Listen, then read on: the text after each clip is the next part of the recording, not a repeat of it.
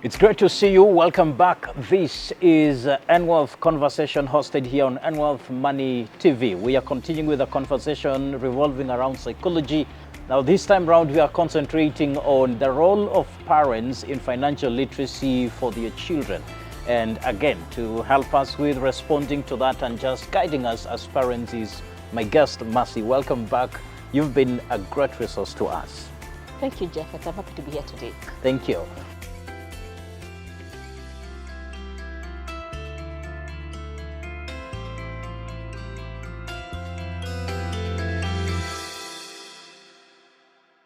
Let's talk about you've talked at the industrial stage or industry stage. I'm not a psychologist, sorry. It's okay.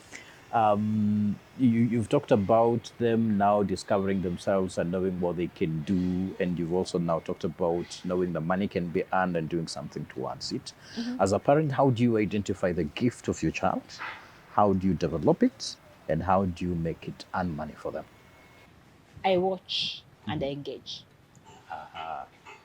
My children learning to make money is not pressure on me. Okay. So I will not say I have a target of them doing this by the end of this year. As I have said, children develop differently. Yes. My 4 children did not walk at the same time, did not talk at the same time, not have the same interests.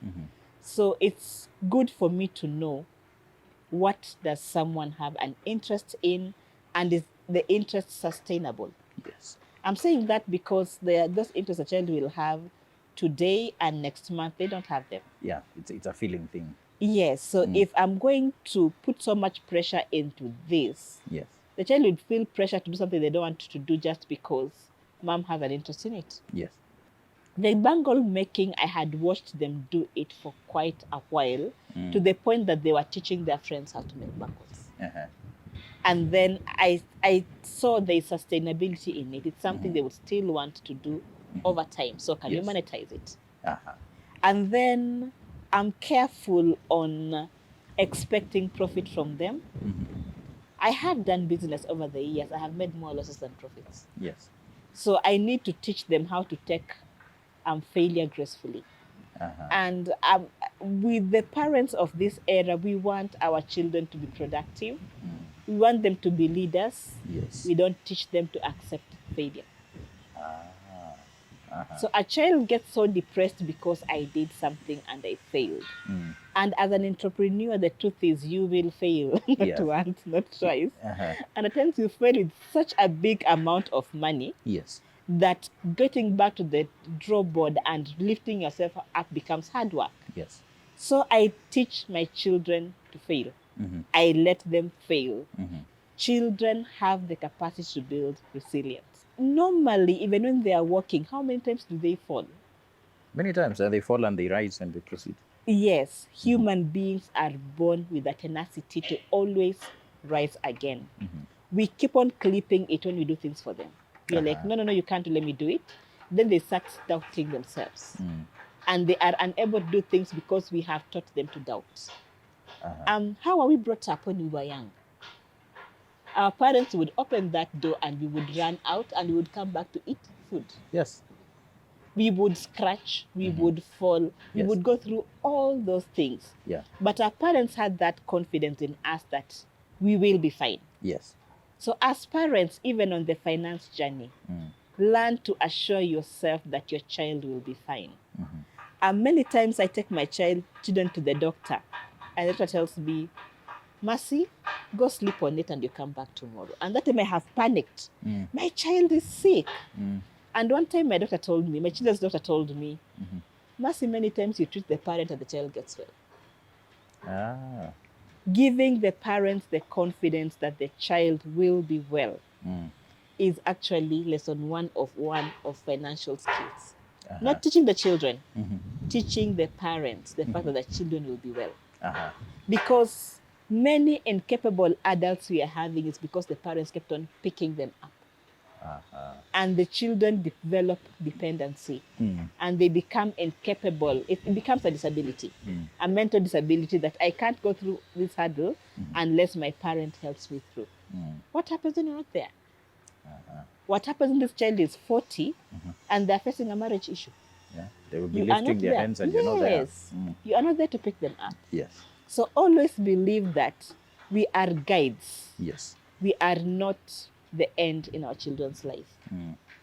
We are just there to guide them and let them know there's comfort in life. Because also, if a child keeps on failing and you don't comfort them and not there with them, they learn that the world is a very harsh place. Yes. So comfort them, be there for them. And don't make a mess out of a small thing. And most things in life are small. Yeah. True. Most things in life are small.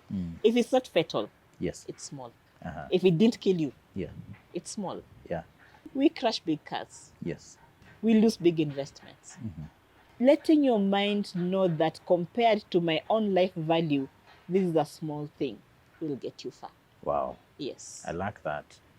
If you're able to say I'm alive, I still can make more. So, nothing is actually lost. I can Yes. still recover. And I like what you said. At any particular stage, you can still go back and start again. Yes.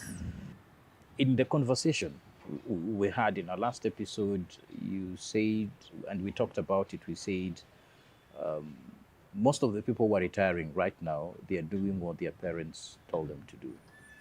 Their parents told them to go to be engineers. And actually, those are the retirees we are having right now. They are retiring as engineers and then they are realizing, actually, I wanted to be a teacher.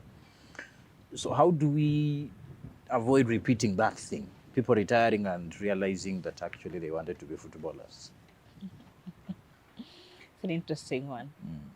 As I said, learn to watch your children and learn to engage. We have two sets of, okay, more than two, but we have two distinct sets of people when it comes to career.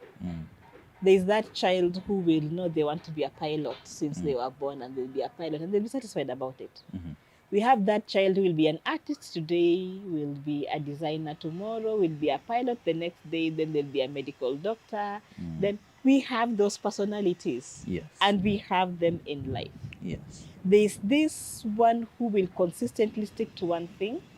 It's easy to encourage them to stick to that thing and let it not be you are making the mind for them. Yeah, let them learn their core values in life. Let them learn their point of stability. I would say we are having generations of people retiring at 40 because they did their financial muscle from 20 to 40, They can tour the world. Yes. They can engage in their hobbies because they know whatever they have will last them. Yes. So for a child who is not able to choose one thing and stick to it, let them know they will have to pay the price. Okay. By starting the stability early so that if they really have to keep on changing things, they have the muscle to change whatever they want to change. Yes. They have the muscle to go back to school, pay their school fees, and make their decisions according to their personality. But they have to have a firm muscle to rely on. And let them know that firm financial muscle is not you. Yeah. Because they'll be like, but you're there, but you're rich, Let them know it has to be themselves. You'll not hear of very many established people dying and the wealth is squandered in a year and their children remain with nothing at all. The Bible says, a wise man saves inheritance for his children's children. Yeah. I always say inheritance is not always material. Correct. The best inheritance you can give to your child is mental, is emotional, is spiritual. And if you do that, then it will reflect in the physical. So if you teach this child from the word go, how to make wise decisions, Yes. how to rise up when they fall, how to have resilience, how to have good relationships. It doesn't matter where this child goes or whether they have to start from a point of abundance or from a point of lack. They will always bounce back. They will always be significant because you have built intrinsic value into this child. Yes. And they'll be able to pass that value over to the next generation. Yes. So it becomes an inheritance that is going from generation to generation. But if you build a child's inheritance in the physical and they have no idea how to sustain it, once you die, unfortunately, if it goes to, well, a very long time, 5 years, but in that 1 year, there will be nothing speaking of who you are. Ah. Yes. True. True. Let's assume somebody has, you have identified your child's talent or ability or their passion, and you realize you don't have knowledge about it. Do you train yourself so that you train the child, or do you identify a mentor for them? And if it is identification of a mentor, how do you arrive at it as a parent? Both will do. Both will do. Do you train your child? There are those values your child will only catch from you. Yes. As I said, they Yes. catch you while they grow. They might not be values that have a relationship to whatever they want to do, but we have those cross-cutting values that I've said over and over again. General life Resilience, values. Yes. integrity. Yes. And then, well, do they want to bake and you have no idea how to bake? Yes. Get them in a training school.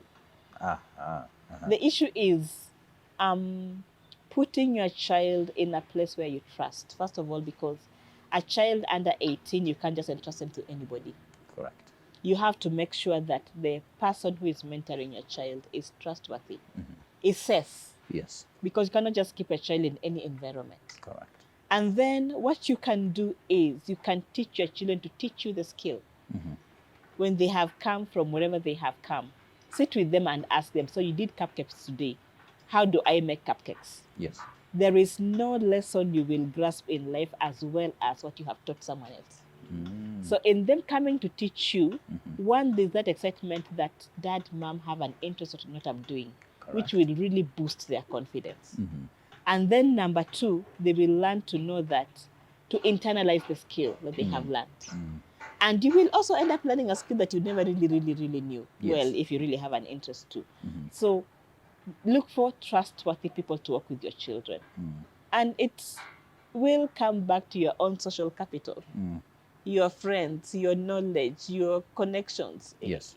Whatever relationships you have built or whatever capacity you have built to build relationships Yes. comes back to help you in Yes. bringing up even these children.